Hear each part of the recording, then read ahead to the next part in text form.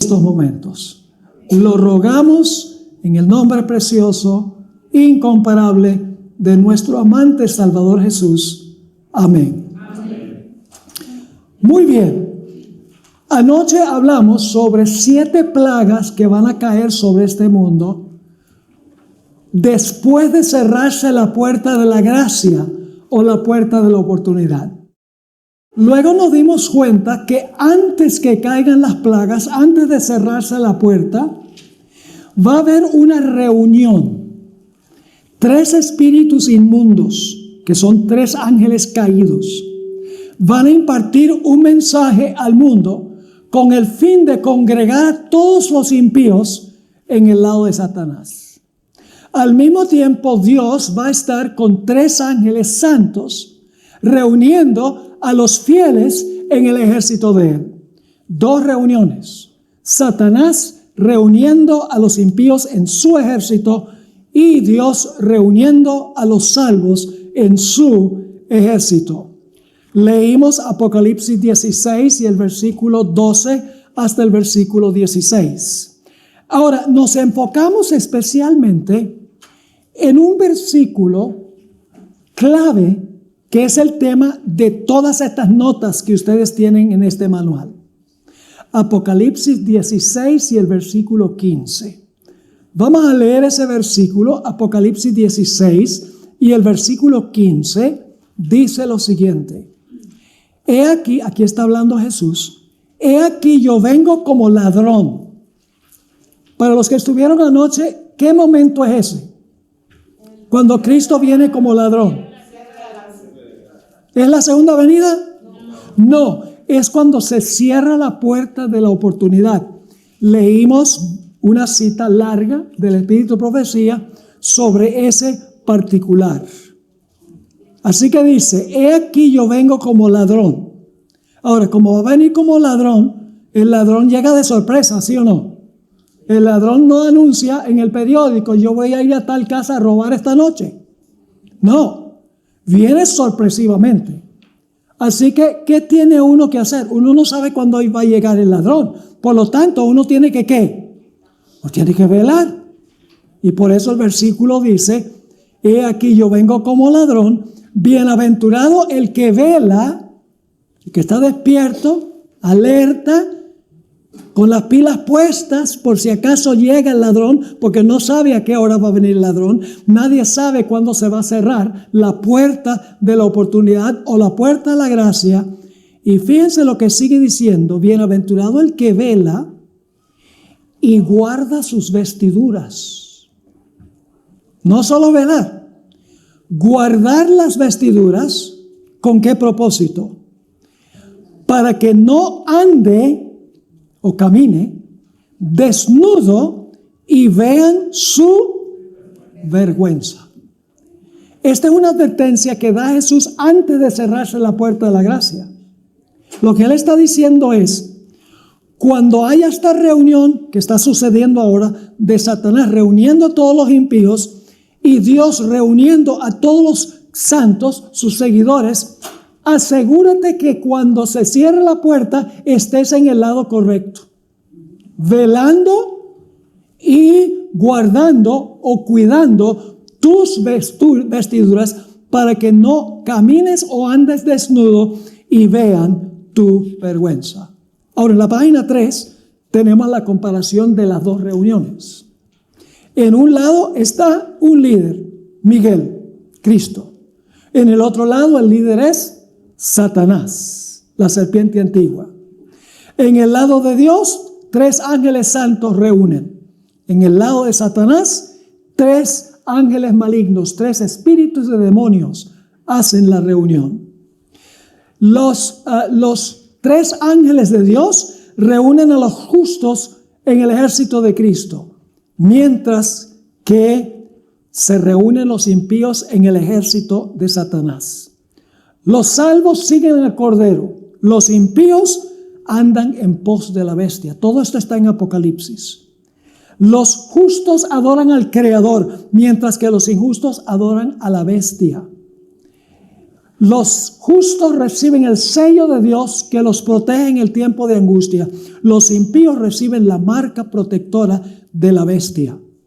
Y los justos se reúnen en Sión, que es el pueblo de Dios, y los impíos se reúnen en Armagedón, a donde se va a realizar la última batalla entre el bien y el mal. Ahora, ¿para quiénes especialmente es este mensaje? Esto lo vimos en la página 4. No es un mensaje para los bautistas y los metodistas y los pentecostales. Leí una cita de la hermana White donde ella dice que esto se aplica especialmente a los adventistas del séptimo día, la advertencia. Jesús le está diciendo a los adventistas: asegúrate que en la reunión que de los 3 ángeles malignos y de los 3 ángeles santos, que estés del lado correcto, guardando tus vestiduras y velando, no sea que yo venga y se cierre la puerta como la llegada de un ladrón. Ahora, vimos también que este mensaje va a causar el zarandeo en la iglesia adventista. Otra forma de hablar del zarandeo es que Jesús le dice a la Odisea, que la hermana White identifica como la iglesia adventista, le dice a la Odisea: porque no eres frío ni caliente, te voy a vomitar de mi boca. Eso es lo mismo que decir: te voy a zarandear fuera de la iglesia.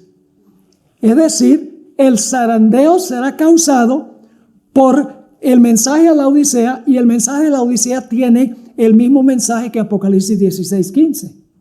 Porque dice en Apocalipsis 3:18: por tanto, Jesús está hablando, yo te aconsejo que de mí compres oro afinado en fuego para que seas rico, y vestiduras blancas para vestirte, y que no se descubra la vergüenza de tu desnudez, y unge tus ojos con colirio para que veas. Yo pregunto, ¿el mensaje a la Odisea tiene los mismos elementos que Apocalipsis 16:15? Vístete para que no se descubra la vergüenza de tu desnudez. Eso demuestra que este mensaje es para la iglesia adventista del séptimo día. Y luego entonces empezamos a hablar sobre los elementos de Apocalipsis 16:15. Estamos ahora en la página 7. Estoy andando a vuelo de pájaro, porque no podemos repetir todo lo que estudiamos anoche. Nada más pueden tener el cuadro. Por eso tienen el manual. Se lo llevan a la casa, no lo archiven. No lo pongan por ahí en un estante y déjenlo ahí. Cuando lleguen a la casa, ábranlo y estudienlo. Busquen las citas del Espíritu Profecía. Busquen los textos de la Biblia. Vamos a ver los componentes de este pasaje. Ya estudiamos la primera parte, que es la venida de Jesús como ¿qué? Como ladrón. Ahora, ¿cuál es el mejor pasaje de la Biblia para entender la venida de Jesús como ladrón? Mateo 24, 37 al 39. ¿Recuerdan que estudiamos anoche?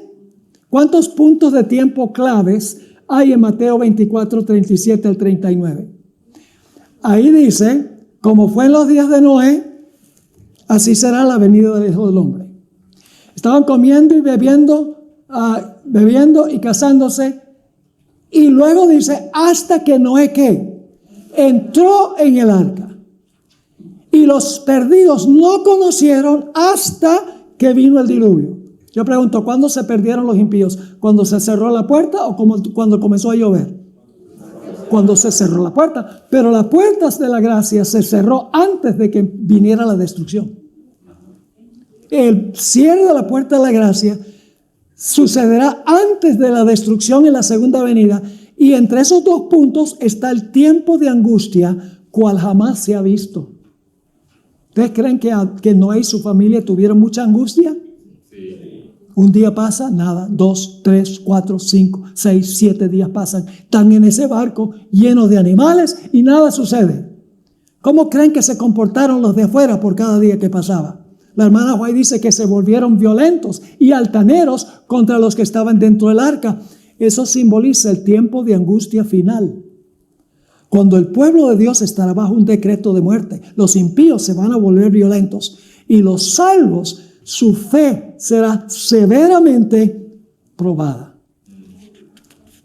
Ahora necesitamos también mirar qué significa velar. El antónimo de velar, estamos ahora en la página 10. El antónimo de velar es dormir. Una persona que está dormida no puede velar. Y anoche usamos el ejemplo del ladrón. Cuando llega el ladrón a la 1 de la mañana y todos están durmiendo, la gente de la casa está completamente inconsciente de que el ladrón vino. ¿Y por qué están inconscientes? Porque están durmiendo. Yo pregunto, ¿las señales en este mundo ahora que observamos, que estamos velando, indican que estamos cerca?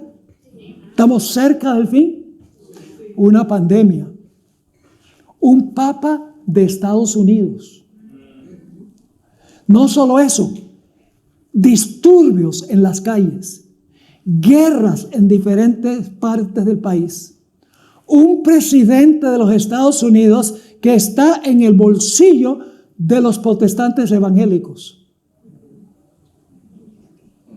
Todo está uniéndose para el cumplimiento de las profecías y nosotros debemos estar, ¿qué? Prestando atención.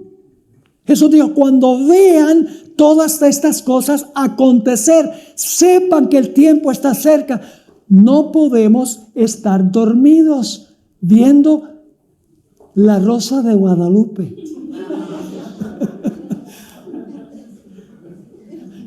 Pastor, ¿usted ve La Rosa de Guadalupe? No, pero sí conozco que es una novela.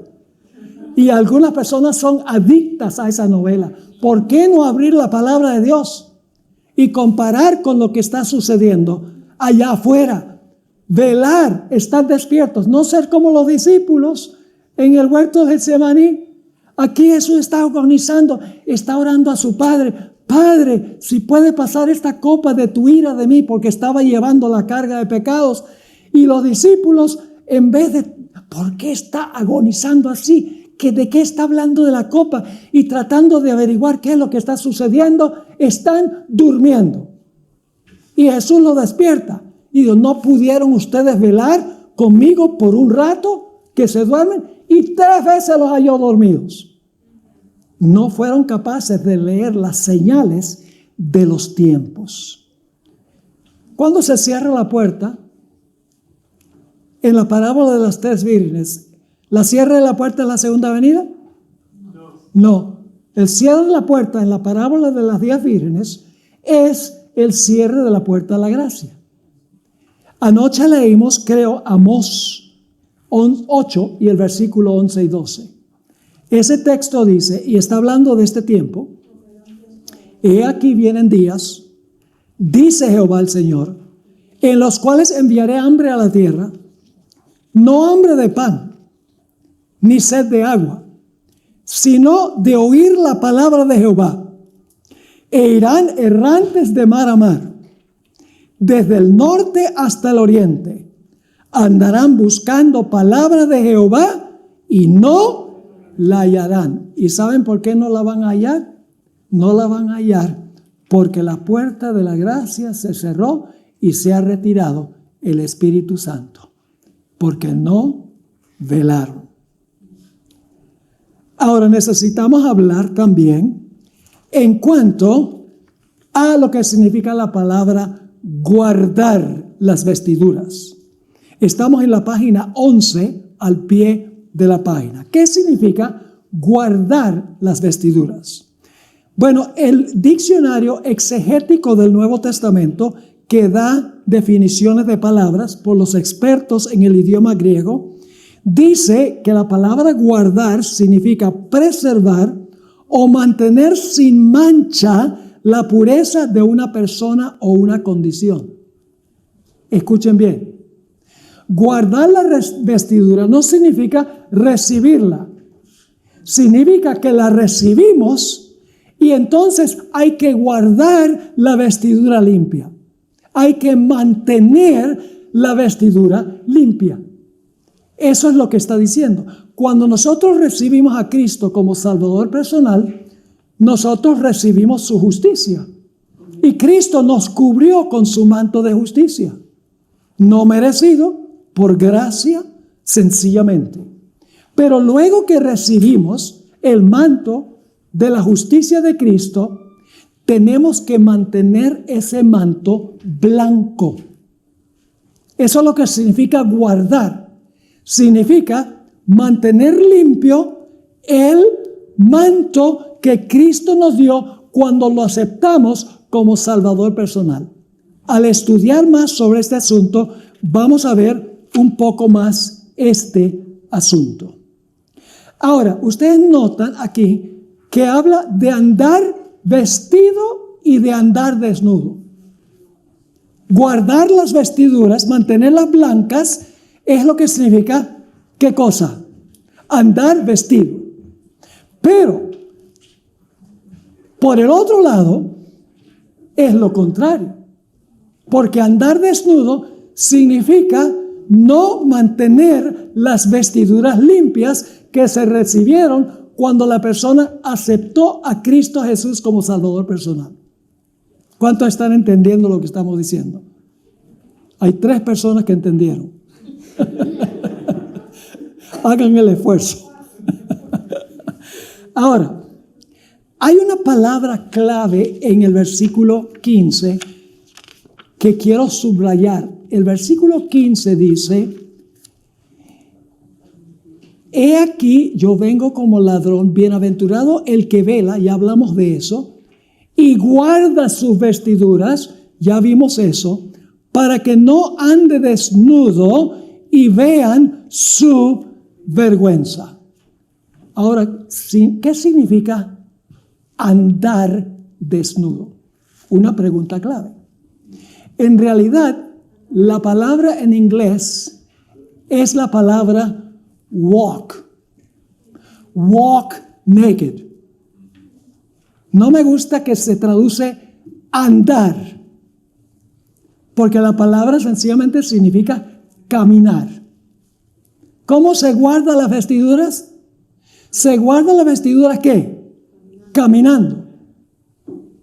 Entonces, ¿cómo es que no se guardan las vestiduras? No caminando.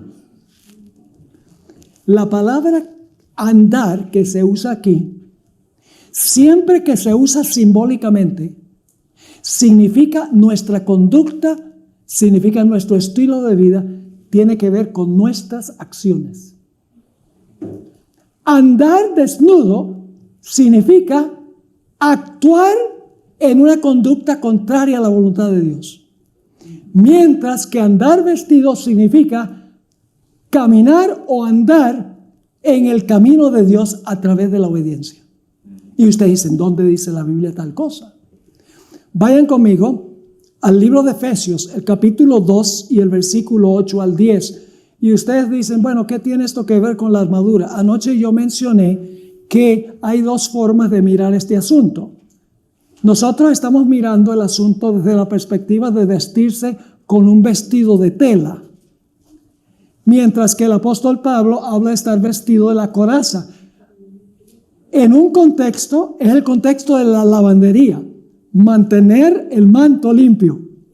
En el otro contexto, la coraza tiene el propósito de protegernos en la batalla contra Satanás y contra el mal. Pero ambos representan la justicia de Cristo Jesús. El manto y la coraza. Solo que uno significa mantener el carácter limpio, mientras que el otro significa estar listo para unirse al ejército de Jesús, para batallar, y para eso se necesita la coraza o se necesita la armadura. Vamos a leer Efesios 2, 8 al 10. Estos versículos revelan más claro que cualquier otro lugar en la Biblia lo que es la salvación. Si yo pudiera tener tan solo un pasaje que describe la salvación, este sería. Fíjense lo que dice. Porque por gracia sois salvos. ¿Qué es gracia? Gracia es un regalo, un favor inmerecido. Cuando yo peco, yo me arrepiento por el poder del Espíritu Santo, confieso mi pecado y le digo a Jesús, Señor Jesús, yo merezco morir, la muerte eterna, porque yo pequé y la paga del pecado es muerte. Pero yo creo que tú viviste una vida perfecta y tejiste un manto perfecto. Y yo creo que tú en la cruz llevaste mis pecados. Y yo creo, yo tengo fe en que eso que tú hiciste, tú me lo vas a dar a mí. Y en ese momento Jesús nos cubre con su manto de justicia y Dios nos mira como si nunca hubiéramos pecado. Eso se llama justificación. Pero mucha gente no quiere sino hablar de justificación, que es lo mismo que perdón. Pero la justificación por la fe tiene que ver también con cómo caminamos, cómo andamos. No solamente es nuestro estatus en Jesús, sino el carácter de Jesús que se manifiesta en nuestra vida. Así que dice, porque por gracia sois salvos, ¿por medio de qué? De la fe. Tengo fe que tú viviste por mí, moriste por mí, por favor, dame tu justicia. Jesús me cubre con su manto, sin que yo lo merezca. Y luego dice, pues es don de Dios. Y luego dice, no por obras, para que nadie se gloríe. ¿La salvación es por obras? No, entonces las obras no importan. Mucha gente para en el versículo 9 y no leen el 10. Fíjense el versículo 10. Dice, porque somos hechura suya. Escuche, cuando dice somos hechura suya, no quiere decir que fuimos creados originalmente en Él, porque descendemos de Adán y Eva. Aquí cuando dice somos hechura suya, está hablando de la salvación. Cuando aceptamos a Cristo, las cosas viejas pasaron, todas son hechas nuevas. 2 Corintios 5 y el versículo 17. Los que están en Cristo, nuevas criaturas son. Pero no es creación original como personas, sino que es redimidos, recreados espiritualmente. Así que dice, somos hechura suya, creados en Cristo Jesús para buenas obras. ¿Son importantes las obras? Somos salvos por gracia, a través de la fe, no porque obramos nos salva, porque si no, no sería por gracia. Y luego dice, cuando recibimos la justicia de Cristo, nosotros somos nuevas criaturas y ahora entonces vamos a producir obras no para salvarnos, sino como el fruto de la salvación. Por eso dice aquí, en la última parte, porque somos hechura suya, creados en Cristo Jesús para buenas obras, y ni siquiera son nuestras, porque dice, las cuales Dios preparó antemano, ¿para que qué? Para que anduviésemos en ellas. Una palabra de acción. Dios espera, si somos nuevas criaturas, Dios no espera que vivamos como cuando vivimos en la vieja vida. Tiene que haber un cambio en la vida. ¿Y saben por qué viene el cambio? El cambio viene porque yo veo, y por eso la hermana White dice que debemos meditar 1 hora cada día sobre la vida de Cristo, especialmente las escenas finales. Su juicio, cuando lo latigaron, cuando clamó en el Getsemaní, cuando dijo en la cruz, Dios mío, ¿por qué me has desamparado? Y cuando meditamos sobre eso decimos, wow, Jesús, qué terrible lo que te pasó. Horrible. ¿Por qué te pasó eso? Por tus pecados. Cuando yo reconozco lo que el pecado le hizo a Jesús, yo no voy a querer seguir pecando. Lo que pasa es que estamos viendo demasiada televisión. Estamos escuchando demasiadas cosas mundanas. En vez de enfocarnos en lo que le costó el pecado a Jesús. Cuando yo veo lo que le costó el pecado a mi mejor amigo, yo no voy a querer seguir hiriéndolo pecando. Contemplando la cruz es que se gana la victoria sobre el pecado. Y escuchen una cosa, La mayor señal de que una persona no está arrepentida es que le echa la culpa a otro por lo que hizo. Cuando Dios vino a Eva y le dijo, ¿qué has hecho? La serpiente que tú hiciste. Y luego viene Adán, ¿qué hiciste? La mujer que tú me diste. Ambos están echándole la culpa a Dios. ¿Sí o no? No estaban arrepentidos, estaban tristes por las consecuencias que iban a sufrir, porque Dios les dijo, ustedes van a morir, pero no estaban tristes del pecado. ¿Saben cuándo se entristecieron por el pecado? Cuando Adán tuvo que traer el primer cordero y sacrificarlo en un mundo donde no había muerte. Imagínense, hoy en día estamos acostumbrados a la matanza de animales. Nos encanta comérnoslos. No a todos, ¿no? Pero como que no respetamos la vida de los animales que Dios creó. Porque se ha vuelto común. Pero imagínense un mundo donde no había muerte. Y el corderito que Adán cargaba en sus brazos. Ahora Dios le dice, toma ese cordero, rájale la garganta y chorrea la sangre. Y luego Dios le dice a Adán, Adán, yo, tu creador, voy a sufrir eso por el pecado que tú y tu esposa cometieron. ¿Creen ahora que Adán miraba el pecado de una forma distinta? Claro que miraba el pecado. Va a causar la muerte de mi creador. ¿Creen que quería entonces ahora vencer el pecado? Claro, el amor de Cristo. Y lo lindo es que Jesús le dice a Adán y Eva, le dice, no se preocupen, enemistad pondré, le dice a la serpiente, entre ti y la mujer, y entre tu simiente y la simiente de ella. La simiente de ella te aplastará la cabeza y tú le dirás en el calcañar, voy a mandar un redentor para salvarte. ¿Tenía Adán alguna razón para amar a Dios? Sí, fue el sacrificio de Cristo en figura que lo llevó a odiar el pecado y a amar al Señor. ¿Alguna vez alguien te ha hecho una pregunta difícil de la Biblia y no sabías qué responder? Sam TV Latino tiene una herramienta útil de 25 estudios bíblicos escritos por el pastor Daniel Gouveia para guiarte paso a paso.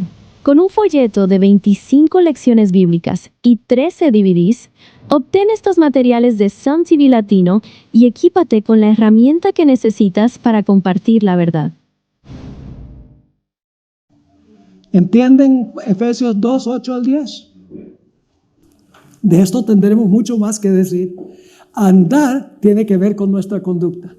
Y nuestra conducta es buena cuando nosotros nos arrepentimos y cuando confesamos el pecado, porque vemos cuán serio es el pecado por lo que le hizo al Señor Jesús, cuando nos enfocamos en Él. Noten 1 Juan 2:6, está en el manual, al pie de la página 12. El que dice que permanece en Él, ¿debe qué? Andar como Él anduvo.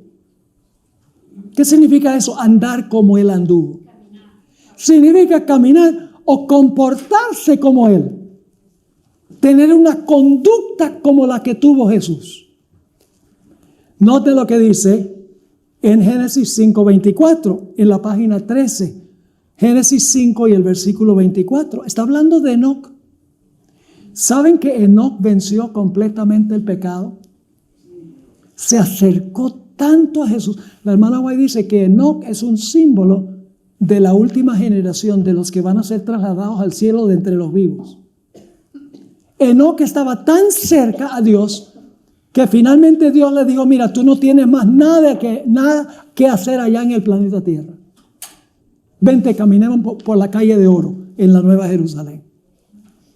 Y Dios se lo llevó. El primer personaje en ir al cielo de entre los vivos. Representa a los que van a ser trasladados al final de la historia de entre los vivos. ¿Por qué lo llevó Dios? Génesis 5:24. Caminó. ¿Qué hizo Enoc? Caminó. pues Enoc con Dios. Y desapareció. ¿Por qué desapareció? Porque le llevó Dios. ¿Y por qué le llevó Dios? Porque caminó con Dios. Ahora, el libro de Hebreos también menciona a Enoc. Pero en vez de decir que caminó con Dios, usa otra palabra. Vamos a Hebreos 11:5. Por la fe Enoc fue traspuesto para no ver muerte, y no fue hallado, porque lo traspuso Dios. Y ahora escuchen esto. Y antes, ¿cuándo? Antes que fuese traspuesto, tuvo testimonio de haber agradado a Dios. ¿Qué significa caminar con Dios? Significa agradar a Dios. ¿Pero qué significa agradar a Dios? Pues yo creo que Jesús tiene la respuesta. Noten lo que dice el Evangelio según San Juan 8:29. Aquí está hablando Jesús. Porque el que me envió conmigo está. No me ha dejado solo el Padre. ¿Por qué no lo dejó solo el Padre? Porque yo hago, palabra de acción, ¿sí o no? Yo hago, ¿qué cosa? Siempre lo que le agrada. ¿Estamos haciendo nosotros lo que a Dios le agrada? Por lo que escogemos ver, por lo que escogemos oír, por los lugares que frecuentamos, ¿estamos nosotros agradando a Dios? Es una pregunta que debemos contestar cada minuto de cada día. Ahora, ¿qué significa andar desnudo? Caminar desnudo. Vamos a leer dos textos que significa andar desnudo. Caminar con Dios, caminar vestido, significa vivir una conducta en armonía con la voluntad de Dios. ¿Qué debe significar entonces andar desnudo? Vamos a leer un par de versículos, Efesios 2 y el versículo 1 al 3. Efesios 2, 1 al 3. Está hablando Pablo aquí a los gentiles que tenían vidas terribles, practicaban pecados horrendos. Y dice, y Él os dio a los gentiles vida a vosotros. Y se convirtieron, les dio vida. Cuando estabais, ¿qué? Muertos en vuestros delitos y pecados. ¿Cómo andaban ellos? En delitos y pecados. En los cuales, ¿qué? ¿Cuál es la palabra? Anduvisteis. La misma palabra. Caminar. ¿Cómo caminaban ellos? Caminaban en delitos y en ¿qué? Y en pecado. Eso es andar desnudo. Sigue diciendo, según la corriente de este mundo, vivían conforme a este mundo. Conforme al príncipe de la potestad del aire, de Satanás, el espíritu que ahora opera en los hijos de desobediencia. Caminar desnudo significa ser ¿qué? Desobediente, muy bien. Entre los cuales también todos nosotros vivimos en otro tiempo, porque se convirtieron. En los deseos de nuestra carne, eso es andar desnudo. Haciendo la voluntad de la carne y de los pensamientos, y éramos por naturaleza hijos de ira como los demás. Yo pregunto, ¿este pasaje está hablando de conducta? Está hablando de conducta. Estaban andando en pecado. Otro texto, Colosenses 3, 6 y 7, nuevamente el apóstol Pablo le está escribiendo a los gentiles que se convirtieron y recibieron a Jesús. Dice, por estas cosas viene la ira de Dios sobre los hijos de desobediencia, en los cuales vosotros también, ¿qué? Anduvisteis, pasado, en otro tiempo, cuando vivíais en ellas. Andar desnudo significa vivir una vida desobediente, una vida mundana, una conducta que no es semejante a la conducta de Cristo Jesús. ¿Tiene algo importante que ver la conducta? Hoy en día dice, lo único que importa es la justificación. Lo importante es que tú confiesas tu pecado, dices perdón, Cristo te perdona y ya puedes vivir como quieras. No, si estamos realmente convertidos, vamos nosotros a vivir una vida distinta, semejante a la vida de Jesús. Dicho sea de paso, eso se llama santificación. Ahora, noten el siguiente pasaje de Apocalipsis 3, 3 al 6. Apocalipsis 3, 3 al 6. Y van a ver la relación con Apocalipsis 16, 15, nuestro texto clave. Dice, pues si no velas, ¿eso está en Apocalipsis 16, 15? Sí. Vendré sobre ti como ladrón, ¿eso está en Apocalipsis 16, 15? Sí. Y no sabrás a qué hora vendré, eso también está en Apocalipsis 16, 15. A ti. Pero tienes unas pocas personas en Sardis que no han manchado sus ¿qué?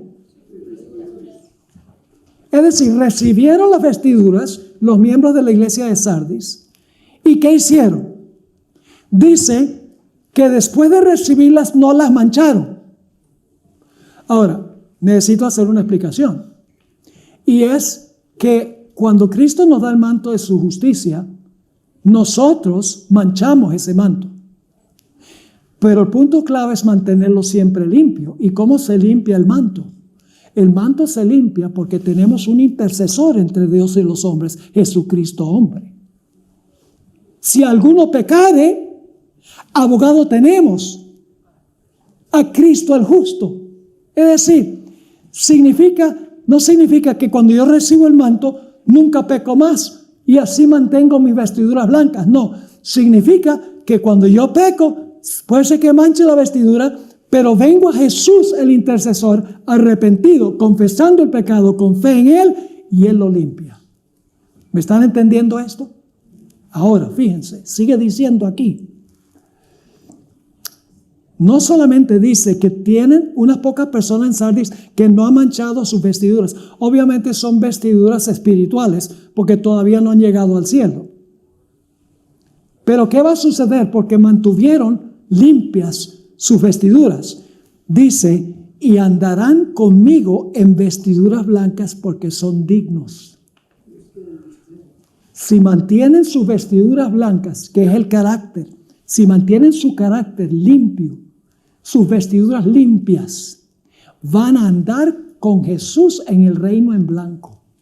Cristo les va a dar un manto blanco, ya no representando solo la justicia, sino un manto literal, blanco, que el pueblo de Dios usará por los siglos de la eternidad. Qué gloriosa promesa y qué importante mantener los mantos blancos a través del arrepentimiento, la confesión y la fe y confianza en Cristo Jesús. Si llegáramos a pecar, y todos después del bautismo, después de recibir a Cristo, hemos pecado. Pero Dios quiere que progresemos en nuestra vida cristiana y cada día nos asemejemos más a Jesús. Hasta que finalmente la última generación, cuando se cierra la puerta, tendrán mantos blancos y no los volverán a manchar porque no habrá intercesor. ¿Me están entendiendo esto o no? Déjenme explicarles un poco más. No, esto no está en el manual. La hermana White dice que durante el tiempo de angustia, se cierra la puerta de la gracia, viene el tiempo de angustia. Ella dice que durante el tiempo de angustia, los justos tendrán que vivir sin intercesor. En algunos lugares dice sin mediador. ¿Saben por qué? Porque cuando la puerta de la gracia se cierra, Cristo se cambió sus vestiduras sumos sacerdotales a sus vestiduras como rey. Lo cual significa que si ya no tiene puestos sus mantos sumos sacerdotales, ya no intercede. La hermana White dice que cuando se cierra la puerta de la gracia, ha colocado sobre todos los pecados sobre la cabeza del macho cabrío Azazel. Y el santuario está purificado completamente. Por su sangre saca los pecados del santuario y los coloca sobre la cabeza del macho cabrío Azazel. Luego ella dice que regresa al lugar santísimo, y todo esto está en Levítico 16. Regresa al lugar santísimo, se quita sus vestiduras sumos sacerdotales Porque Aarón, cuando hacía la ceremonia del macho cabrío, Aarón no se había quitado sus vestiduras sumos sacerdotales. Es parte de la obra del sumo sacerdote. Pero después de haber colocado los pecados sobre la cabeza de Azazel, la sierva de Dios dice, y Levítico 16 lo confirma, que Jesús regresa al lugar santísimo, se quita sus vestiduras sumos sacerdotales, termina la mediación de Cristo y empieza el tiempo de angustia. Para este tiempo el santuario está completamente purificado.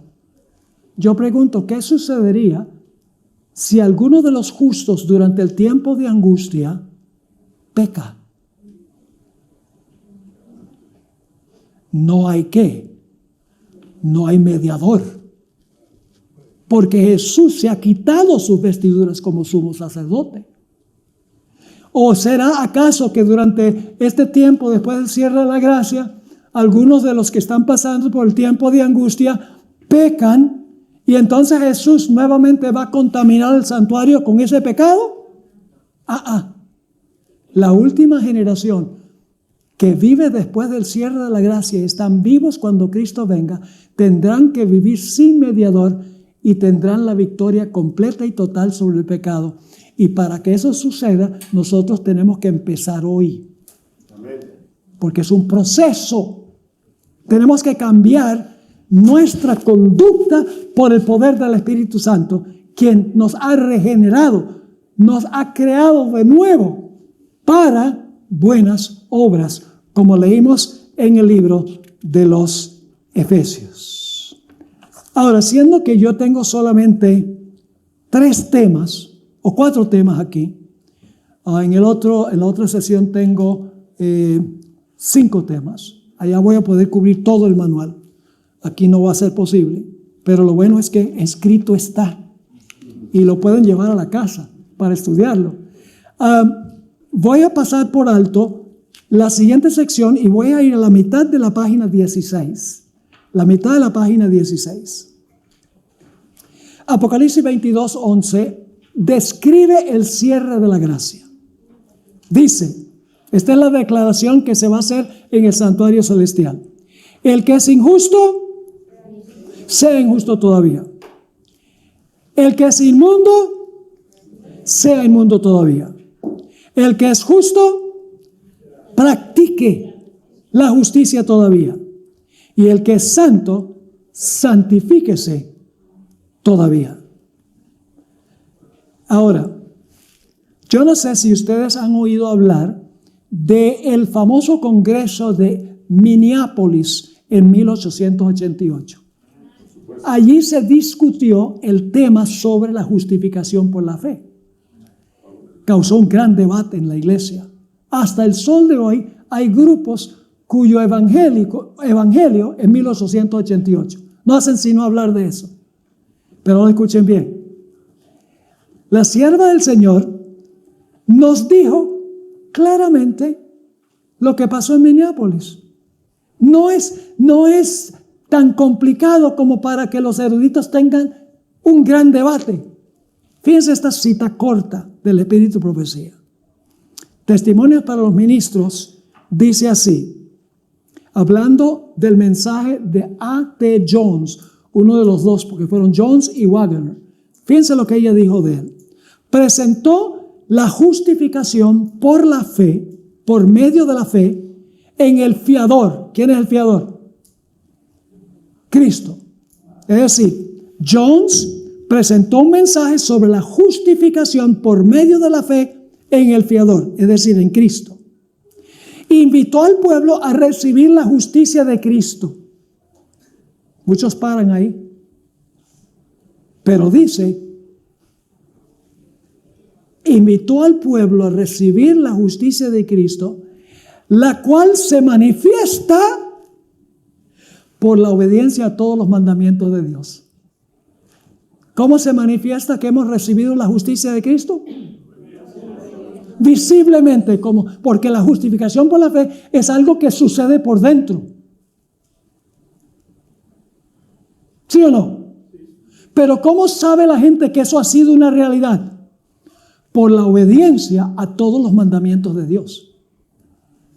por sus frutos los conoceréis. El fruto de la vida revela si la persona en realidad ha sido justificada por Jesús. Ahora, fíjense esta cita del Espíritu de Profecía, extraordinaria esta cita. Esto se encuentra en la revista adventista Review and Herald, 4 de junio de 1895. La justicia interior se manifiesta por la justicia exterior. ¿Cómo se manifiesta que somos justos interiormente? Por la justicia exterior. Ahora viene esta cita famosa. La justicia por la cual somos justificados es imputada.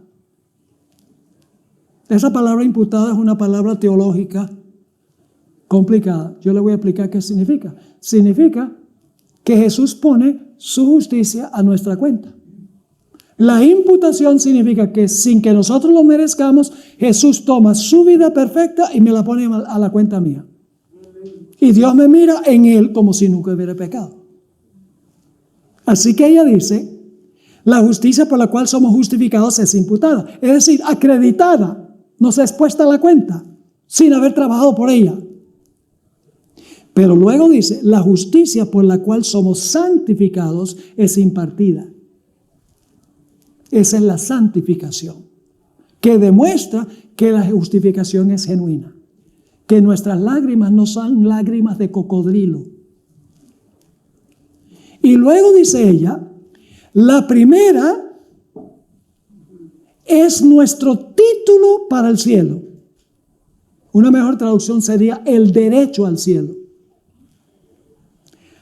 Y luego dice la segunda, es decir, la justicia impartida, es nuestra idoneidad para el cielo. Nadie va a ir al cielo al menos que tenga el título y la idoneidad. Les explico qué significa esto. ¿Qué es más importante?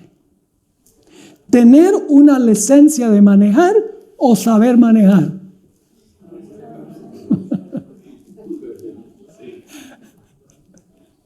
¿Cuántos creen que es importante tener la licencia que le da el derecho de manejar? ¿Cuántos creen? Levanten la mano si creen eso. ¿Ah? Yo le pregunto, ¿cuántos de ustedes, qué sucedería si una persona no tiene, o sea, si la persona tiene el título y sabe manejar, perfecto. Pero si no tiene el título y sabe manejar, si lo agarra un policía, le pone una multa. Por el otro lado, si se pone a manejar, si tiene el título, no sabe manejar. O sea, si no sabe manejar, si no sabe manejar, pero tiene el título, porque en cualquier país uno puede comprar el título o la licencia. Si compra la licencia y maneja, tiene un choque. Tiene que tener el derecho a manejar y tiene que tener la capacidad o la idoneidad para manejar. Me gusta la palabra que usa la hermana White aquí en el original que ella escribió. Dice, the first is our title to heaven. Título o derecho. En realidad es el derecho que nos da, como en la licencia te da el derecho de manejar. La justificación, la justicia imputada, nos da el título o el derecho a ir al cielo. Pero luego ella dice, en la versión en inglés, que la santificación is our fitness for heaven. Es decir, que estamos aptos para ir al cielo. Nadie va a ir al cielo que no tenga el derecho y que tenga la idoneidad. Las dos cosas van juntas. Y en un futuro, en una presentación de las dos que quedan, yo les voy a hablar de Pablo y Santiago. Pablo y Santiago parecen contradecirse. Porque Pablo dice, concluimos que el hombre es justificado por la fe sin las obras de la ley. Y Santiago dice, ¿no fue justificado Abraham al Padre por obras? Clara contradicción, pero no es contradicción. Santiago y Pablo, y me adelanto, tendremos mucho que decir en cuanto a esto. Pablo y Santiago están luchando contra dos enemigos del verdadero evangelio. Pablo está peleando contra aquellos que dicen que se pueden salvar por sus obras, y Santiago, los que creen que se pueden salvar sin obras. El hombre no es salvo por fe sola, ni por obras solas, ni por fe más obras, sino por una fe que obra. Porque la fe que no obra no es fe. Si Abraham le dice a Dios, ay Señor, me estás mandando a sacrificar a mi hijo, te creo, pero no lo sacrifica, la fe es vana, porque no va con obras. ¿Me están entendiendo o no? La hermana White dice que la fe y las obras son como dos remos de un bote. Yo le pregunto, ¿cuál de los dos remos es más importante, el izquierdo o el derecho? Si ustedes reman con el remo derecho, van a dar puras vueltas a la izquierda. Y si reman con el remo izquierdo, van a dar vueltas a la derecha. No van a progresar.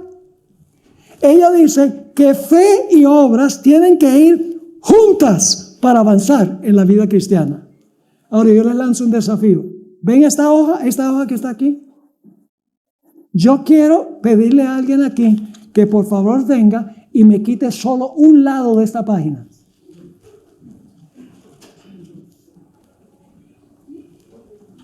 ¿Alguien acepta el desafío? Solo quiero que me quiten un lado de esta página. Es imposible. Fe y obras van juntas. No se pueden separar.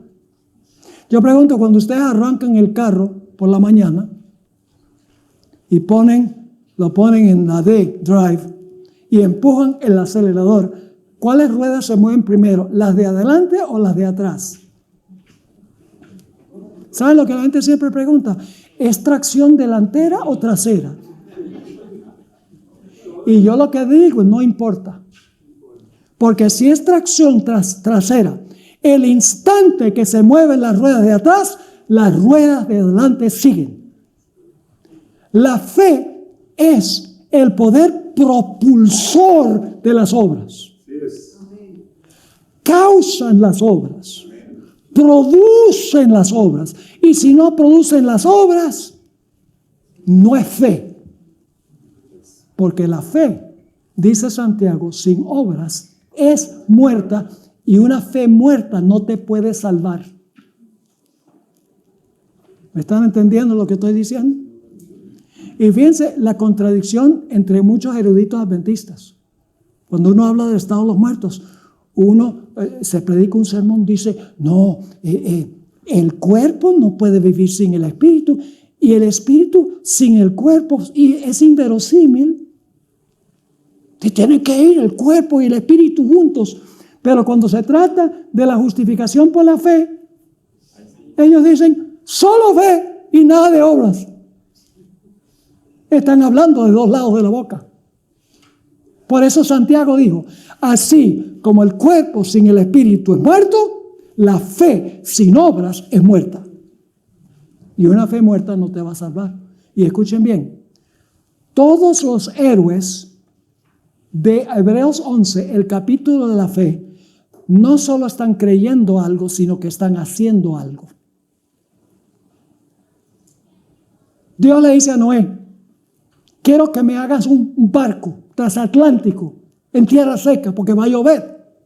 Nunca había llovido. ¿Y qué dice Noé? Se cruza los brazos y dice, Señor, yo creo en ti, yo creo, gracias Señor por esa gran revelación. ¿Qué hizo? Busquen los martillos. Busquen todas las herramientas. Vamos a hacer lo que dice Dios, aunque parece absurdo. Él demostró su fe, que creía en Dios por sus obras. Y hoy en día el problema que tenemos, yo